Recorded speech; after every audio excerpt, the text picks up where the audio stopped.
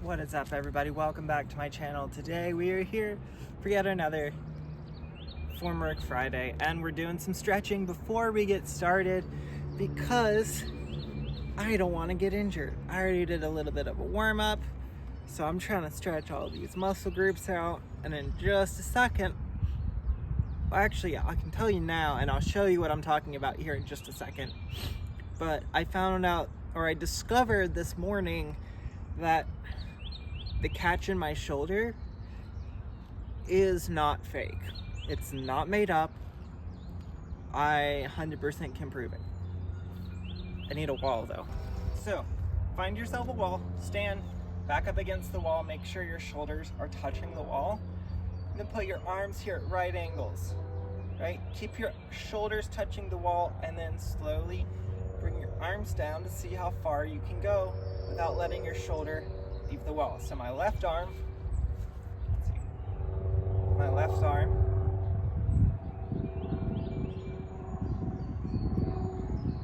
can go down to about there, right? It's pretty good. My right arm, this is the shoulder that has the catch in it. I am physically trying to push my arm down, trying to push it further down, and it physically won't go any further. My left arm was down here. My right arm is the shoulder, when it gets to that point, is excruciatingly painful, and it won't go any further. So yes, I do have a catch in my shoulder. Yes, it does affect my throw, and here's what I'm doing to fix that. Now, is this gonna stop me from throwing discs? Absolutely not. I'm 100% gonna still be throwing discs because literally separated AC joint did not stop me from playing Frisbee. Now, very possibly the reason that I have a catch in my shoulder now, because I separated my AC joint and took maybe a week off before I started playing Ultimate Frisbee again. So, you know, I didn't really take the best care of my joints or my body. But what I'm trying to do now, what I was doing before was every time I would throw, I would pull into it and literally throw with my arm, and that's a lot of torque ripping into your shoulder. And when I try to do that motion now, I feel a pain back here from years and years and years of doing that, while also not having a personal or a physical therapist to help me recover from a separated AC joint. It's caused some muscle imbalances and weird stuff. So instead of bringing my elbow up and ripping through the disc, what I want to be doing is keeping everything much more close and in, we'll call it the power pocket because that's what everyone else calls it, but that's in my strong place, that is right there in my center, and then all I have to do is explode. And doing that has drastically changed how the discs come out of my hand. These discs probably won't help show you the difference, but remember, form work, we're focusing on the form, not about the discs. So focus on the form and that hip point. I'm gonna do the first throw. I'm gonna throw this white time lapse because I know I can crank it over and it will always come back. I'm going to try to do my crank over and show what that looks like, and then I'm gonna be much more controlled, hit this essence, pop, and see how that reacts.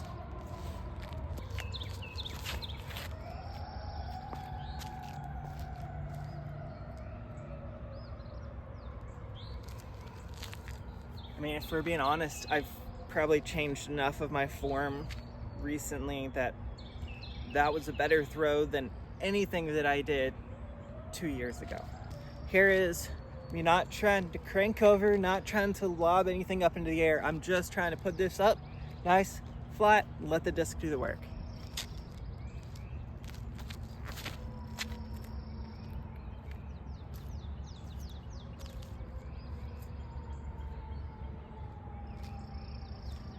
that is a basically brand new Meta Essence, and it goes so far when you're not even, like, I didn't try to throw that hard. All I focused on was waiting. As soon as I hit here, just pop, and it goes so far.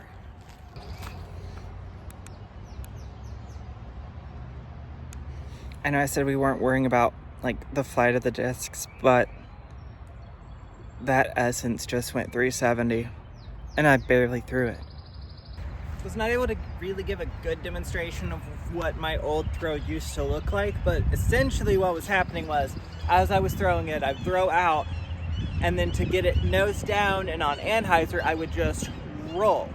The problem is I wouldn't just roll my wrist, I would roll everything, shoulder and everything, and it would just roll all of it out of the socket, or it would just do weird stuff to my shoulder socket. So I'm gonna try to throw this one that way, where I just kind of pop it and roll everything, and then with the Essence again, nice and smooth.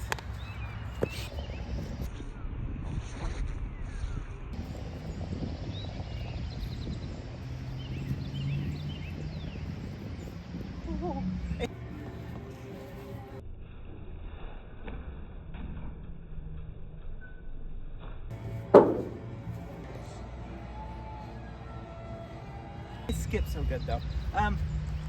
Remember, don't care about where the disc goes right now, just worry on the form.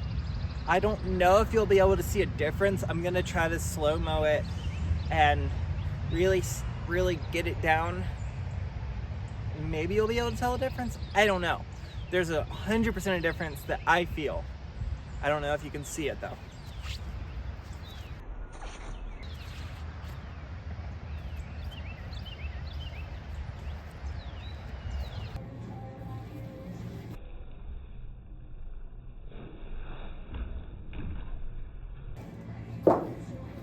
Meta Essence, tailwind, didn't throw it super hard, like maybe 65-70%, and it flipped over. I didn't throw it on Anheuser, I threw it on Heiser, and it flipped up and turned over.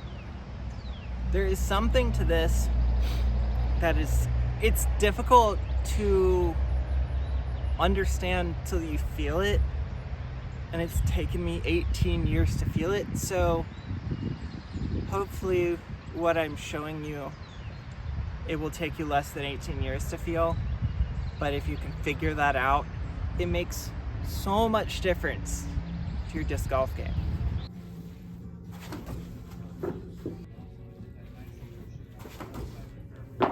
Nick, I'm joining the Space Force, brother. Or are you just gonna be like the rest of the center? That's right. Let it Josh.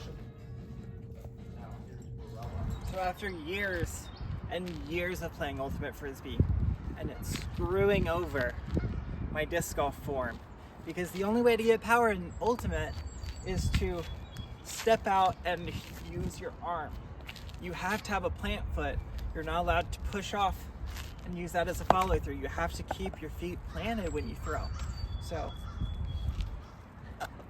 basically, release point from Ultimate is kind of here and kind of behind, because it's a lot of wrist, and so you keep your arm back here, so your release for catch discs, and what I did for a lot of my disc golf career, release and hit point was actually back here on the back shoulder, and that's not where you want it to be. I'm finally actually getting the release point out and up instead of staying back here. It makes so much difference.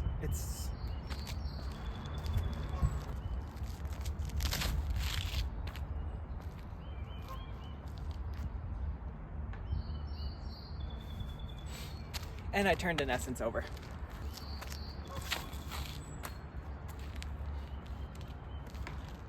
That was just water and very large rim.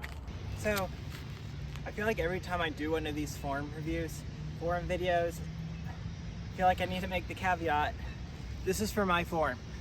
This is to fix problems that I have royally screwed myself over on.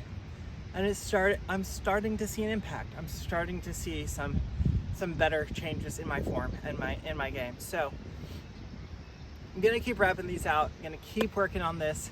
I'm gonna keep making sure I hit those backhands super smooth.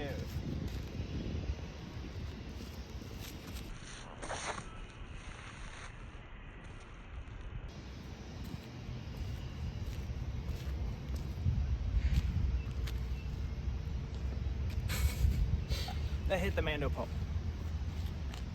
But guess what still needs to be worked on? My forehand.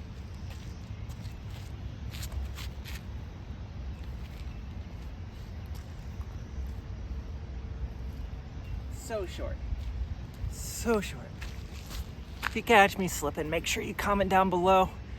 Tell me when I'm messing up on my form. And make sure you subscribe to be entered in the giveaways and to see all the new videos. Until next time, guys. See you out on the course. Before, rather than do something cool, it's 2 different types of play.